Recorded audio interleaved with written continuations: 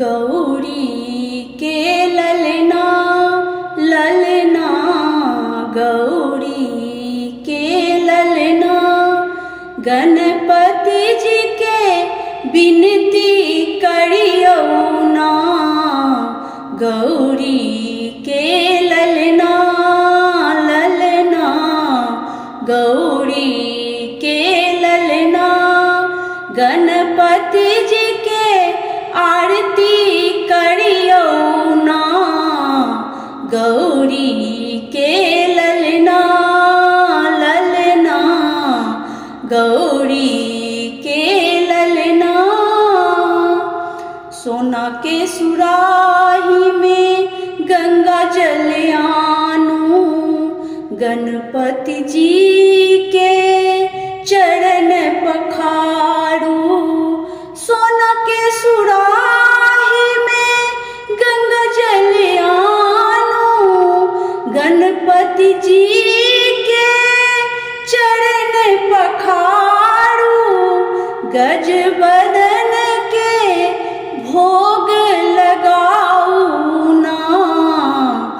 गौरी के ललना ललना, गौरी के ललना। लड्डू के भोग दियनु सब करू सेवा, पान दियन फूल दियनु और दियनु मेवा।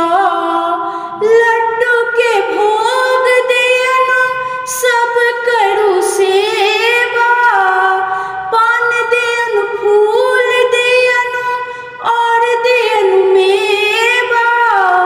गणपति जी मुस पर विराजू ना।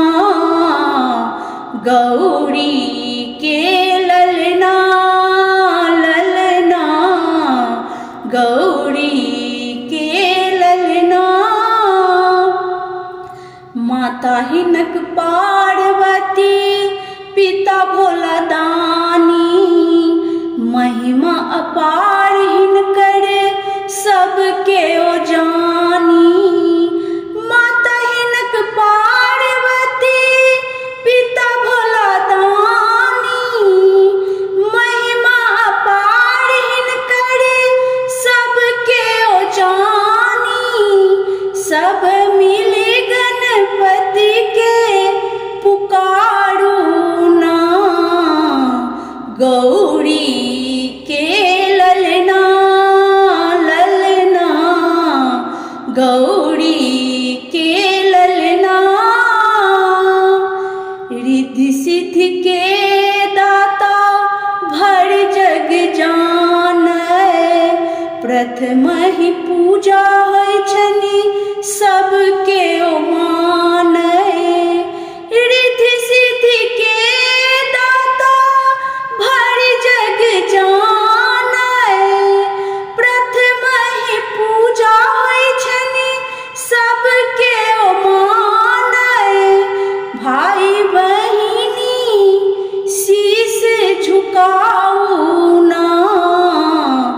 गौरी के ललना ललना, गौरी के ललना।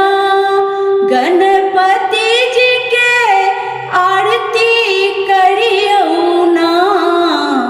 गौरी के